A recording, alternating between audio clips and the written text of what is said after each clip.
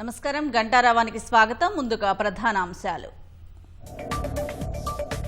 Phone tapping కేసులో విచారణకు గడువు కోరిన కేసీఆర్ ఇంటి వద్దే ప్రశ్నించాలని విజ్ఞప్తి. మరో నోటీసు ఇచ్చే యోచనలో సిట్. కక్ష సాధింపు చర్యల్లో భాగంగానే నోటీసులన్న బీఆర్ఎస్, ఖండించిన కాంగ్రెస్. ఇద్దరిది నాటకమేనన్న బీజేపీ.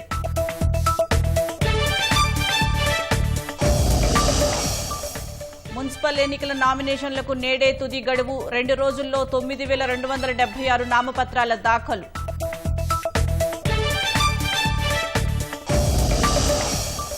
తెలుగు రాష్ట్రాల జల వివాదాలపై నేడు కేంద్ర కమిటీ తొలి భేటీ. భవిష్యత్తు చర్చల అజెండా ఖరారు చేసే అవకాశం.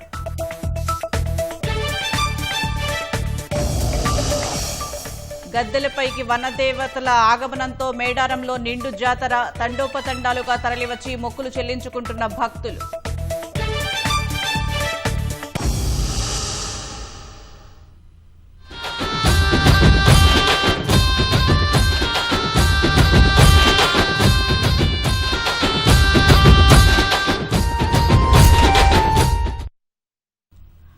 మేడారం మహాజాతర వనదేవతలందరితో ఆవిష్కృతమై నిండు జాతరగా మారింది. గద్దెలపైకి వనదేవతల రాకతో భక్తులు తండోపతండాలుగా తరలివచ్చి మొక్కులు చెల్లించుకుంటున్నారు. మరింత సమాచారం మా ప్రతినిధి మణికేశ్వర్ ప్రత్యక్ష ప్రసారం ద్వారా అందిస్తారు. ములుగు జిల్లాలోని మారుమూల అటవీ ప్రాంతమైన మేడారం భక్తజనంతో పులకించిపోతుంది, పునీతమవుతుంది. ఆధునిక దేవతలుగా వెలిచిన సమ్మక్క సారలమ్మనే కాదు, వివిధ ప్రాంతాల నుంచి వచ్చిన భక్తుల తండోపతండాలు, తరలి వస్తున్న నినాదాలు, ఒల్లివెత్తుతున్న నినాదాలతో ఆత్మీయతను, ఆనందాన్ని పంచుకుంటుంది. అంటే ఆత్మనూన్యతను తొలగించి ఉత్తేజాన్ని పంచిస్తుంది. సమ్మక్క సారక్క అంటే పోరాటపు ప్రతీకగా నిలిచింది. నడిచిన దేవతలుగా కొలిచే విధానం అమలుతుంది. ఫలితంగానే ఇప్పుడు మేడారము ఒక గూడారం, భక్తుల గూడారంగానే మారిపోయింది. సహజంగానైతే పట్టణాలలో, భారీ మెట్రోపాలిటన్ సిటీలు, నగరాలలో కనిపించే జన సందోహం అంతా ఈ 40 రోజుల నుంచి మేడారంకే తరలి వచ్చింది అన్నట్టు ఉంది. మనం చూస్తున్నాం ఇప్పుడు సమ్మక్క సారలమ్మ పగిడిద్దరాజుల గద్దెలు. ఇది ఒక్క నిమిషం, దాదాపు ఈ వారం 10 రోజుల నుంచి ఒక్క నిమిషం తేడా లేకుండా ఇట్లా వరుస కొనసాగుతుంది. 2 రోజుల నుంచి అయితే నిన్న మొన్న 27వ తేదీ నుంచి మాత్రం చూసుకుంటే ఇప్పుడు ఇట్లా కనీసం ఎక్కడ జనంకు విడిది లేకుండా, ఎక్కడ విరామం లేకుండా ముందుకు సాగుతూనే ఉంది. ఇది సమ్మక్క సారలమ్మ గద్దెల దగ్గర ఉన్న పరిస్థితి. అటు జంపన్న బాగు దగ్గర పుణ్యస్నానాలతో ఉత్తేజం కనిపిస్తుంది. చిన్న పెద్ద అనే తేడా లేకుండా, సామాన్యులు అసామాన్యులు అనే తారతమ్యం భేదం లేకుండా ములుగుకొచ్చి అంటే మేడారంకి వస్తున్న వాళ్ళంతా జంపన్న బాగు దగ్గర పుణ్యస్నానం చేసుకుంటున్నారు, కేరింతలు కొడుతున్నారు. 2 ఏళ్ల కిందట మొక్కుకున్న కోరికలన్నీ తీరినాయని ఆనందాన్ని పంచుకుంటున్నాడు. అక్కడి నుంచి ముందుకొచ్చి కాస్త తలనీలాలు అర్పించిన తర్వాత తిరిగి మొక్కులు చెల్లించిన తర్వాత మరో 2 ఏళ్లకు వచ్చే ఏదో ఒకటి కోరుకోవడం, అక్కడి నుంచి సమ్మక్క సారలమ్మని గద్దెలను దర్శించుకోవడం. ఇది భక్తుల్లో ఒక 3-4 విధాలుగా, అంటే 3-4 అంశాలకు పొందుపరిచినట్టుగా ఉంటుంది. ఇందులో అక్షరాస్యులు, నిరక్షరాస్యులు, సామాన్యులు అసామాన్యులు అని తేడా లేదు, నాగరికులు అనాగరికులు అనేదానికి లేదు. ప్రతి ఒక్కరిలో సమ్మక్క సారక్క ఏదో ఒక రకమైన ఉత్తేజాన్ని ఇస్తుంది, ఉప్పొంగిస్తూ అంటే ముందుకు నడిపించేలా చేస్తుంది. ఒక్కొక్క దేవత దగ్గర, ఒక్కొక్క ఆలయానికి దగ్గర ఒక్కొక్క ప్రత్యేకత ఉంటుంది. కొంతమంది కొన్ని తమ కులదైవాలుగా భావించి ముందుకెళ్ళి వెళ్ళడము, తర్వాత ఏడాదికోసారి ఒక పూజలు చేసుకోవడం, మధ్యన దర్శించుకోవడం కనిపిస్తుంది. కానీ సమ్మక్క సారక్క మాత్రం దానికి భిన్నంగా ఇక్కడ కులదైవము అనే విలవేల్పు అనే దానికి లేదు. ప్రతి ఒక్కరిలో కూడా అంటే తమ కుల విలవేల్పుగా కొలిచే విధానం అమలుతుంది. ఒక రకంగా నాస్తికులు ఆస్తికులు అనే తేడా కూడా ఉండదు. ప్రతి ఒక్కరిలో ఇది ఉత్తేజాన్ని నింపుతుంది. నాస్తికులకైతే పోరాటాన్ని నేర్చుకుందాం, ముందుకెళ్దాం, ఇది స్ఫూర్తిగా కొనసాగుదాం అనే భావన వ్యక్తమవుతుంది. అట్లాగే ఆస్తికులకైతే ఇది చెప్పడానికి వీల్లేదు. మొత్తము ఎన్నో మనం ఇప్పుడు నిన్న 4 రోజుల నుంచి ఉంటే చాలామంది మాకు ఉద్యోగాలు వచ్చినాయని, మాకు ఆరోగ్యం బాగైందని, మాకు కోరిన కోరికలు నెరవేరినది, పిల్లలు సంతాన ప్రాప్తి కలిగిందని, మగపిల్లలు పుట్టారని, ఆడపిల్ల కావాలనుకున్న వాళ్ళు పుట్టారని, ఆడపిల్ల పేర్లు కూడా అనే అక్షరంతో మొదలయ్యాయి అని పెట్టుకున్నామని చెప్పి వివిధ కథలుగా చెప్పే సంస్కృతి కేవలం మేడారంలో మాత్రమే కనిపిస్తుంది. దానికి అనుగుణంగానే భక్తజనం పులకించిపోతుంది. ఇక్కడ భక్తులు ఇన్ని ఇబ్బంది లేకుండా ఎంతో వ్యయ ప్రయాసాలు ముందుకు వస్తున్నప్పటికీ అధికార యంత్రాంగం ఏర్పాటు చేశామని చెప్తున్నప్పటికీ భక్తులకు సరిపడా ఒక సౌకర్యం అయితే కలిగించలేదు. ఇక పోలీసు యంత్రాంగం చాలామంది పోలీసులతో కొంత అత్యుత్సాహం కనిపిస్తుంది. చాలాసార్లు పోలీసులకు భక్తులకు వాగ్వాదం జరుగుతుంది. మిగతా కొన్ని ప్రభుత్వ శాఖలు మాత్రం సమన్వయం చేసుకుంటే ఈ జాతర మాత్రం పరిపూర్ణమవుతుంది. పైగా ఇవ్వాలటి కోసం ప్రతి ఒక్క భక్తుడు చూస్తారు, ప్రత్యక్షంగా పరోక్షంగా. ఎందుకంటే సమ్మక్క, సారక్క, పగిడిద్దరాజు, గోవిందరాజులు ఇవాళ గద్దెలపై ఉన్నారు. అంటే 4 రోజుల వేడుకల్లో ప్రధాన ఘట్టం ఈరోజు. ఈ ఘట్టం కోసమే లక్షలాది కోట్లాది మంది వ్యక్తులు ప్రత్యక్షంగా పరీక్షలు చూస్తారు. దానికోసమే ఒక 2 రోజుల ముందు కూడా 3 రోజుల ముందు కూడా వచ్చి వేచి చూసే వాళ్ళు కూడా ఉన్నారు. ఇప్పుడు మనకి ఇక్కడ కొనసాగుతున్న భక్తుల తాకిడంతా కూడా 2-3 రోజులుగా ఇక్కడ వేచి చూస్తున్నారు. బయట వీధులన్నీ కూడా ఎక్కడికక్కడ భక్తజనతో నిండిపోయాయి. దానికి అనుగుణం ముందుకు ఇక్కడికి వెళ్ళి ఇది పరిపూర్ణమైన ఘట్టం. రేపు తల్లులందరూ వనప్రవేశం చేస్తారు. అంటే చివరి గడికి మొన్న ఈ 3 రోజుల కిందట వేడుకోలు రేపు వీడుకోలతో పరిపూర్ణమవుతుంది. ఆ వేడుకోలకు సంబంధించి చాలామంది భక్తులు ఉండరు, కానీ ఇవాళ మాత్రం ఉంటారు. దీనికి అనుగుణంగా ప్రముఖులంతా కొంత ఇబ్బంది కలగకపోయినప్పటికీ సామాన్య భక్తులు అయితే కొంత ఇబ్బంది అయితే పడాల్సి వస్తుంది. అంటే జంపన్న బాగు దగ్గర కానీ ఇక్కడ కానీ ప్రతి ఒక్కరిలో కొంత ఈ ఇబ్బందులన్నిటికన్నా దూరం చేస్తుంది సమ్మక్క. అంటే మాకు దర్శనం అయితే చాలు అనే తాపత్రయం కనిపిస్తుంది. మొత్తం మీద ఈ సమ్మక్క సారక్క జాతర అటు భక్తులనే కాకుండా వీటి అధికారులను మిగతా అన్ని వర్గాలను కూడా ఆకట్టుకుంటుంది, ముందుకు నడిపిస్తుంది, ఇబ్బందులను అధిగమించేలా చేస్తుంది. ఇది ఇక్కడ పరిస్థితి. కెమెరామెన్ రమణ మహేష్తో మణి, ఫోటో స్టూడియో. ఫోన్ అక్రమ ట్యాపింగ్ కేసులో మాజీ ముఖ్యమంత్రి కేసీఆర్ కు సిట్ నోటీసులు జారీ చేసింది. సెక్షన్ 160 సిఆర్పిసి కింద విచారణకు హాజరు కావాలని నోటీసుల్లో పేర్కొంది. స్పందించిన కేసీఆర్ మున్సిపల్ ఎన్నికల్లో తలమునకలై ఉన్నందున మరో తేదీ ఇవ్వాలని కోరారు. సుముఖత వ్యక్తం చేసిన సిట్ ఇవాళ 2వ విడత నోటీసు ఇచ్చే అవకాశం ఉన్నట్లు తెలుస్తోంది. అయితే తనను ఎర్రవల్లిలోనే విచారించాలన్న గులాబీ దళపతి విజ్ఞప్తిపై న్యాయ సలహా మేరకు సిట్ నిర్ణయం తీసుకోనున్నట్లు సమాచారం. సంచలనం సృష్టించిన ఫోన్ అక్రమ ట్యాపింగ్ కేసులో కీలక పరిణామం చోటు చేసుకుంది. పంజాగుట్ట ఠాణాలో 2024లో నమోదైన ట్యాపింగ్ కేసులో విచారణకు హాజరు కావాలంటూ మాజీ ముఖ్యమంత్రి కేసీఆర్ కు సిట్ నోటీసులు ఇచ్చింది. ఇవాళ మధ్యాహ్నం 3 గంటలకు విచారణకు రావాలని తెలిపింది. అయితే 65 ఏళ్ల కంటే ఎక్కువ వయస్సు ఉన్నందున పోలీస్ స్టేషన్ కు తప్పనిసరిగా హాజరు కావాల్సిన అవసరం లేదన్నారు. జూబ్లీహిల్స్ స్టేషన్లో స్వచ్ఛందంగా హాజరు కావచ్చని, లేదంటే హైదరాబాద్ కమిషనరేట్ పరిధిలో మరే ప్రదేశంలోనైనా విచారణ కోరవచ్చని నోటీసుల్లో పేర్కొన్నారు. దర్యాప్తు బృందంతో ఆ ప్రదేశానికొచ్చి విచారిస్తామని తెలిపారు.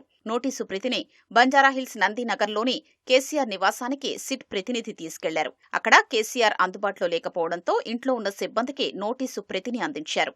సిట్ ఇచ్చిన నోటీసుపై స్పందించిన కేసీఆర్ మున్సిపల్ ఎన్నికల కార్యక్రమాల్లో బిజీగా ఉన్నందున విచారణకు హాజరు కాలేనన్నారు. మరో తేదీ సూచించాలన్న మాజీ సీఎం విచారణ నిమిత్తం సిద్దిపేట జిల్లా ఎర్రవల్లిలోని తన ఇంటికే రావాలని కోరారు. సెక్షన్ 160 సిఆర్పిసి ప్రకారం 65 ఏళ్లు మించిన వ్యక్తి విచారణ కోసం పోలీస్ స్టేషన్కు రావాల్సిన అవసరం లేదని తెలిపారు. ఆ వ్యక్తి నివాసానికే వెళ్లి విచారించాల్సి ఉంటుందన్న గులాబీ దళపతి నిబంధనల ప్రకారం విచారణకు ఎలాంటి పరిధి సైతం నిర్ణయించలేదని పేర్కొన్నారు. ఇకపై ఎలాంటి నోటీసులు పంపినా ఎర్రవల్లి చిరునామాకే పంపాలని కోరారు. మాజీ ముఖ్యమంత్రిగా, ప్రధాన ప్రతిపక్ష నేతగా, దేశ పౌరుడిగా తాను దర్యాప్తునకు పూర్తి స్థాయిలో సహకరిస్తానని స్పష్టం చేశారు. కేసీఆర్ సమాధానంపై స్పందించిన సిట్ నేడు మరో నోటీసు ఇవ్వనుంది. అయితే ఎర్రవల్లిలోనే విచారించాలన్న విజ్ఞప్తిపై న్యాయ సలహా తీసుకున్న అనంతరం సిట్ నిర్ణయం తీసుకోనున్నట్లు తెలుస్తోంది. ఒకవేళ కేసీఆర్ విచారణకు హాజరైతే అడగాల్సిన ప్రశ్నావళిని సిట్ ఇప్పటికే సిద్ధం చేసుకున్నట్లుగా తెలుస్తోంది. ముఖ్యంగా ప్రధాన నిందితుడు ప్రభాకర్ రావు పునర్నియామకానికి సంబంధించిన నోట్ ఫైల్ ఆధారంగా ఆయన్ను ప్రశ్నించే అవకాశం కనిపిస్తోంది. ఉమ్మడి రాష్ట్ర చరిత్రలో ఎన్నడూ లేని రీతిలో విశ్రాంత అధికారిని ఇంటెలిజెన్స్ విభాగానికి ఓఎస్డీగా నియమించడంలోనే కుట్ర ఉందనే కోణంలో దర్యాప్తు ముమ్మరం చేసింది. దీని వెనుక మర్మమేమిటని తేల్చడం ద్వారా ఫోన్ అక్రమ ట్యాపింగ్ అంతిమ లబ్ధిదారులెవరో తేలుతుందనే ఆలోచనతో సిట్ ఉన్నట్లు తెలుస్తోంది. సిట్ ఇప్పటికే కేసీఆర్ మాజీ ఓఎస్డీ రాజశేఖర్ రెడ్డితో పాటు అప్పటి సీఎస్, డీజీపీ, ఇంటెలిజెన్స్ చీఫ్ తదితర ఉన్నతాధికారుల వాంగ్మూలాల్ని నమోదు చేసింది. మావోయిస్టులతో సంబంధం లేని వందలాది మంది ఫోన్లపై అక్రమంగా నిఘా ఉంచాల్సిన అవసరం ప్రభాకర్ రావుకు ఎందుకనే కోణంపై ప్రధానంగా దృష్టి సారించింది.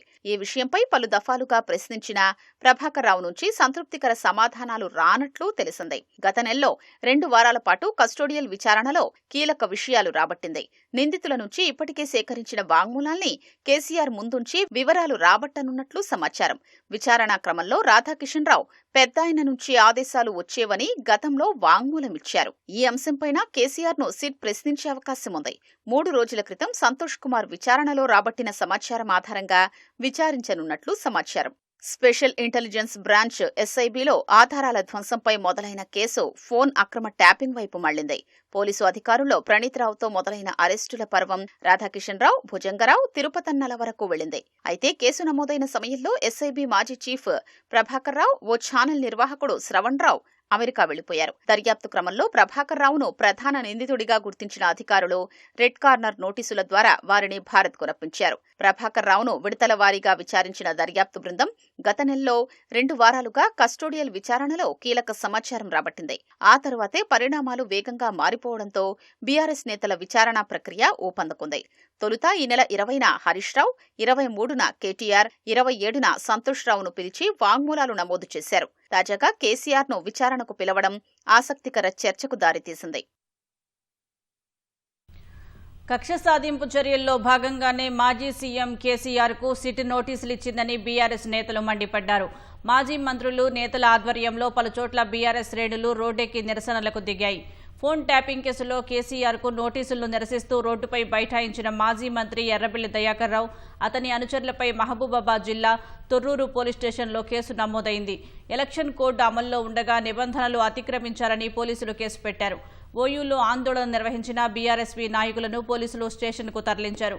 సింగరేణి టెండర్ల అవకతవకలపై దృష్టి మళ్లింపు చర్యలను మాజీ మంత్రులు సబితా ఇంద్రారెడ్డి, కొప్పుల ఈశ్వర్ మండిపడ్డారు. ప్రభుత్వ వైఫల్యాలను కప్పిపుచ్చుకునేందుకు రాజకీయ కక్షకు పాల్పడుతున్నారని మాజీ మంత్రి ప్రశాంత్ రెడ్డి ఆరోపించారు.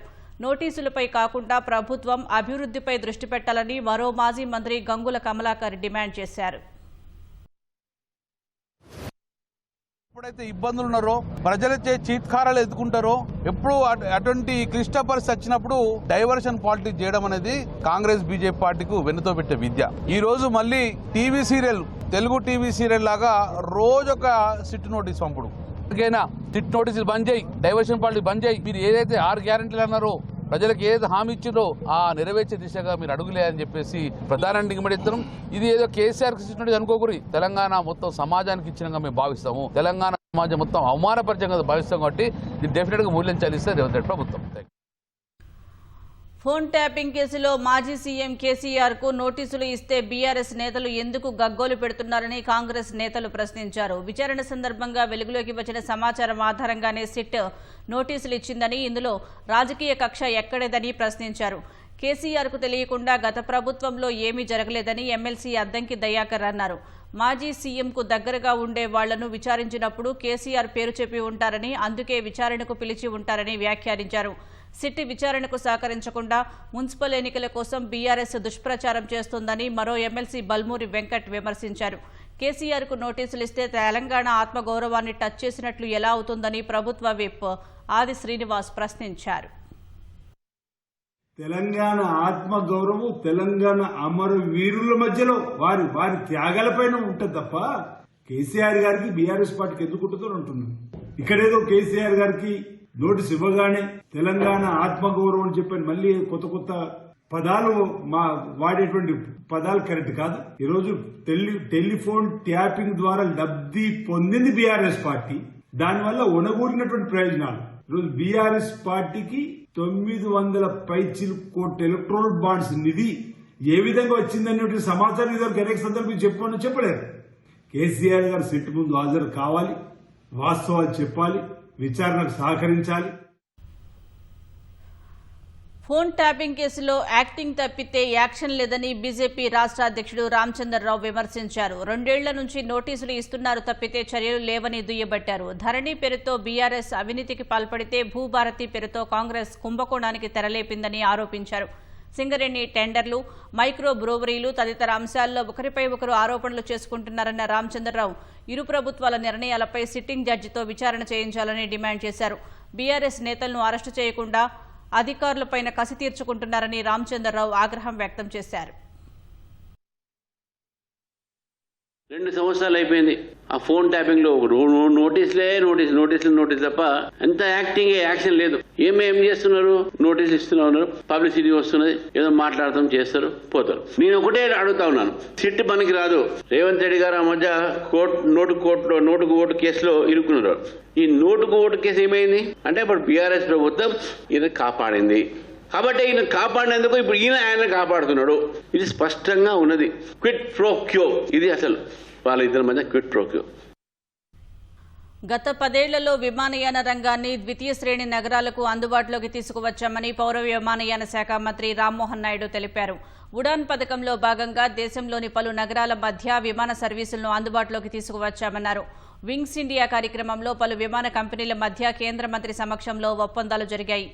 Boeing, Airbus, Hindustan Aeronautical Limited, Pawan Hans విమానయాన సంస్థలు ఒప్పందం చేసుకున్నాయి. కేంద్ర ప్రభుత్వం తీసుకువచ్చిన సరళీకరణ విధానాల వల్ల విమానయాన రంగంలో పలు పెట్టుబడులు వస్తున్నాయని, దీనివల్ల అధునాతన విమానాల సర్వీసులు అందుబాటులోకి వచ్చాయని రామ్మోహన్ నాయుడు తెలిపారు.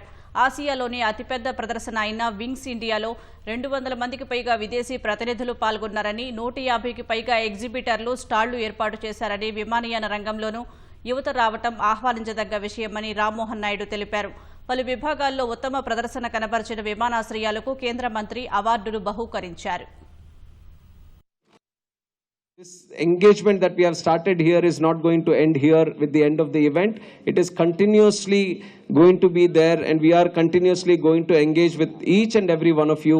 Small idea or big idea, I am assuring that you will get all the support you need from the Ministry of Civil Aviation.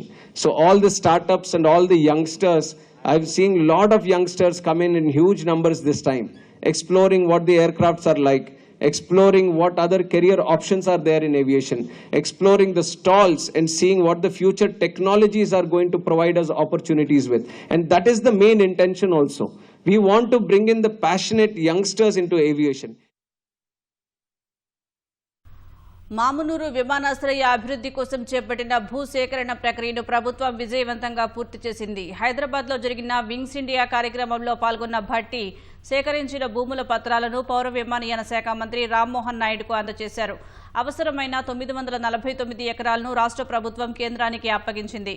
Mamnoor విమానాశ్రయాన్ని త్వరితగతిన కార్యాచరణలోకి తీసుకురావడానికి కేంద్ర ప్రభుత్వం కట్టుబడి ఉందని ఈ సందర్భంగా కేంద్ర మంత్రి రామ్మోహన్ నాయుడు చెప్పారు. తెలంగాణలో విమానాశ్రయాల ఏర్పాటుకు గత 10 ఏళ్లు ఎలాంటి ముందడుగు పడలేదని భట్టి విక్రమార్క తెలిపారు. 2024 తర్వాత ప్రజాప్రభుత్వం ప్రయత్నాలు మొదలు పెడితే అవి సఫలీకృతమయ్యాయని భట్టి చెప్పారు. Innovation is another pillar of our strategy. Hyderabad today hosts AI-enabled airport operations, digital twins, startup platforms, and global research centers. Through the strong industry partnerships, we ensure that startups are not isolated from large OEMs. Ideas must meet scale. That is how ecosystem mature. As we look ahead to 2047, our vision is clear. We want Telangana to be India's leading aero engine and MRO hub. Municipal ఎన్నికల్లో భారీగా నామినేషన్లు దాఖలవుతున్నాయి. మొదటి రోజు నామినేషన్లు నామమాత్రంగా వచ్చినప్పటికీ నిన్న 7,980 మంది అభ్యర్థులు నామపత్రాలు దాఖలు చేశారు. 2 రోజులు కలిపి మొత్తం 9,276 నామినేషన్లు వచ్చాయి. మున్సిపాలిటీల్లో అత్యధికంగా సూర్యాపేటలో 243 దాఖలు కాగా అలంపూర్లో 15 నామినేషన్లే దాఖలయ్యాయి. కార్పొరేషన్లలో అత్యధికంగా కరీంనగర్లో 415 నామినేషన్లు వేశారు. ఇవాళ సాయంత్రం 5 గంటలకు గడువు ముగుస్తున్నందున భారీగా దాఖలయ్యే అవకాశం ఉంది. పురపోరు బరిలో నిలిచేందుకు భారీగా అభ్యర్థులు ముందుకొస్తున్నారు. నిన్నటి వరకు 9,276 నామినేషన్లు దాఖలయ్యాయి. మొదటి రోజు 890 మంది అభ్యర్థులు 902 నామినేషన్లు వేశారు. నిన్న 7,980 మంది 8,326 నామినేషన్లు వేశారు. మున్సిపాలిటీలో అత్యధికంగా సూర్యాపేటలో 243 దాఖలు కాగా ఆలంపూర్లో 15 నామినేషన్లే వచ్చాయి. కార్పొరేషన్లలో కొత్తగూడెంలో 176, కరీంనగర్లో 415, మంచిర్యాలలో 186, నల్గొండలో 168, నిజామాబాద్లో 242, రామగుండంలో 181, మహబూబ్ నగర్లో 195 నామినేషన్లు దాఖలయ్యాయి. కాంగ్రెస్ పార్టీ నుంచి 3,379, బీఆర్ఎస్ నుంచి 2,506, బీజేపీ నుంచి 1,709 మంది నామినేషన్లు వేశారు. Aam Aadmi party 17, BSP 142, CPM 88, MIM 166, TDP 10, ఇండిపెండెంట్లుగా 918 నామినేషన్లు వేశారు.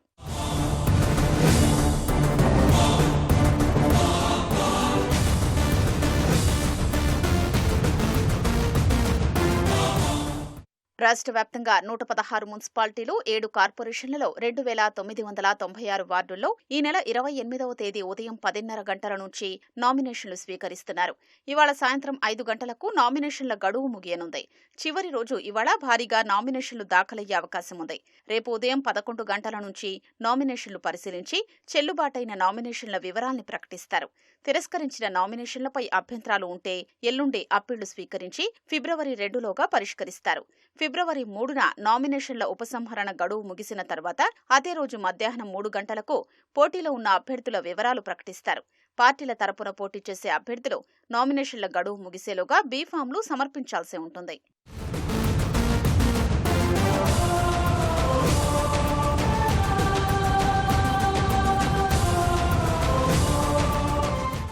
మున్సిపాలిటీలు, కార్పొరేషన్ల ఎన్నికలకు సంబంధించిన ఫిర్యాదులు, సందేహాల నివృత్తి కోసం రాష్ట్ర ఎన్నికల సంఘం ఆన్లైన్లో ఏర్పాట్లు చేసింది. పంచాయతీ ఎన్నికల సమయంలో అందుబాటులోకి తెచ్చిన టీఈ పోల్లో మున్సిపల్ ఎన్నికల సమాచారంతో పాటు ఫిర్యాదులు చేసేలా మార్పులు చేశారు. రాష్ట్ర ఎన్నికల సంఘం ts.ec.gov.in వెబ్సైట్లోనూ ఫిర్యాదులు చేసే అవకాశం కల్పించారు. వెబ్సైట్, మొబైల్ యాప్ ద్వారా అందే ఫిర్యాదుల్ని అధికారులు వీలైనంత త్వరగా చర్యలు తీసుకుంటారని రాష్ట్ర ఎన్నికల సంఘం తెలిపింది. మున్సిపల్ ఎన్నికల నామినేషన్ల దాఖలకు ఇవాళ్లే చివరి రోజు కావడంతో కాంగ్రెస్ అభ్యర్థుల ఎంపిక ప్రక్రియ పూర్తి చేయనుంది. ఇప్పటికే ఆశావాహులు పెద్ద సంఖ్యలో నామినేషన్లు వేశారు. పోటీ పడుతున్న వారిలో ప్రజాదరణ కలిగిన అభ్యర్థులను నియోజకవర్గ ఇన్ఛార్జీల నేతృత్వంలో ఏర్పాటైన స్క్రీనింగ్ కమిటీ తుది ఎంపిక చేయనుంది. మరోవైపు 20 మందితో స్టార్ క్యాంపెయినర్ల జాబితాను పీసీసీ అధ్యక్షుడు మహేష్ కుమార్ గౌడ్ విడుదల చేశారు. మున్సిపల్ ఎన్నికల్లో కాంగ్రెస్ అభ్యర్థుల ఎంపిక ప్రక్రియ తుది దశకు చేరింది. నామినేషన్లకు చివరి రోజు కావడంతో లోక్సభ నియోజకవర్గాల వారీగా స్క్రీనింగ్ కమిటీలు ఏర్పాటు చేసింది. లోక్సభ పరిధిలో పార్టీ ఇన్ఛార్జీలను కన్వీనర్లో నియమించారు. స్క్రీనింగ్ కమిటీ చైర్మన్లుగా ఆదిలాబాద్కు పి. సుదర్శన్ రెడ్డి, నిజామాబాద్కు మంత్రి ఉత్తమ్ కుమార్ రెడ్డి, కరీంనగర్కు మంత్రి తుమ్మల నాగేశ్వరరావును పీసీసీ నియమించింది. పెద్దపల్లికి మంత్రి జూపల్లి, మెదక్కు మంత్రి గడ్డం వివేక్, జహీరాబాద్కు మంత్రి అజారుద్దీన్కు బాధ్యతలు అప్పగించింది. మల్కాజ్గిరి ఇన్ఛార్జిగా కోమటిరెడ్డి వెంకటరెడ్డి, చేవెళ్లకు శ్రీధర్ బాబు, భువనగిరికి సీతక్కను రాష్ట్ర కాంగ్రెస్ నియమించింది. వరంగల్లో పొంగులేటి శ్రీనివాసరెడ్డి, మహబూబాబాద్లో పొన్నం ప్రభాకర్, ఖమ్మంలో కొండా సురేఖ ఆధ్వర్యంలో అభ్యర్థుల ఎంపిక జరగనుంది. మహబూబ్ నగర్లో దామోదర రాజనరసింహ, నాగర్ కర్నూల్కు వాకిటి శ్రీహరి, నల్గొండలో అడ్లూరి లక్ష్మణ్కు బాధ్యతలు అప్పగించింది. ఉక్కు స్క్రీనింగ్ కమిటీలో 3-4 కన్వీనర్లుగా ఆ నియోజకవర్గంలోని ముఖ్య నేతలు, ఎమ్మెల్యేలను భాగస్వామ్యం చేసింది. ఈ కమిటీ ఆశావాహుల నుంచి వచ్చిన జాబితాను పరిశీలించి అందరి అభిప్రాయాలు క్రోడీకరించి అభ్యర్థుల్ని ఎంపిక చేయనుంది. మున్సిపల్ ఎన్నికల్లో కాంగ్రెస్ పార్టీ స్టార్ క్యాంపెయినర్ల జాబితాను పీసీసీ చీఫ్ మహేష్ గౌడ్ విడుదల చేశారు. రాష్ట్ర వ్యవహారాల in charge Meenakshi Natarajan, CM Revanth Reddy, PCC chief Mahesh Goud, ఉప ముఖ్యమంత్రి భట్టి విక్రమార్క సహా మంత్రులందరూ స్టార్ క్యాంపెయినర్ల జాబితాలో ఉన్నారు. సీడబ్ల్యూసీ ప్రత్యేక ఆహ్వానితుడు వంశీచంద్రెడ్డి, సీనియర్ నేత వి హనుమంతరావు స్టార్ క్యాంపెయినర్లుగా ఉన్నట్లు రాష్ట్ర ఎన్నికల కమిషనర్ రాణి కుముదునికి నివేదించారు. మున్సిపల్ ఎన్నికల్లో కాంగ్రెస్ అభ్యర్థుల గెలుపే లక్ష్యంగా రాష్ట్ర వ్యాప్తంగా స్టార్ క్యాంపెయినర్లు ప్రచారం నిర్వహించనున్నారు. మున్సిపల్ ఎన్నికల్లో కాంగ్రెస్ పార్టీ ఘన విజయం సాధించడం ఖాయమని ప్రభుత్వ విప్ బీర్ల ఐలయ్య ధీమా వ్యక్తం చేశారు. యాదగిరిగుట్ట మున్సిపాలిటీలో 12 వార్డులు, ఆలేరు మున్సిపాలిటీలో 12 వార్డుల్లో కాంగ్రెస్, సిపిఐ ఆధ్వర్యంలో బలపర్చిన అభ్యర్థుల్ని గెలిపించాలని కోరారు. మహబూబ్ నగర్ కార్పొరేషన్ అభ్యర్థుల ఎంపికకు 5 రకాల సర్వేలు నిర్వహిస్తున్నామని ఎమ్మెల్యే శ్రీనివాసరెడ్డి తెలిపారు.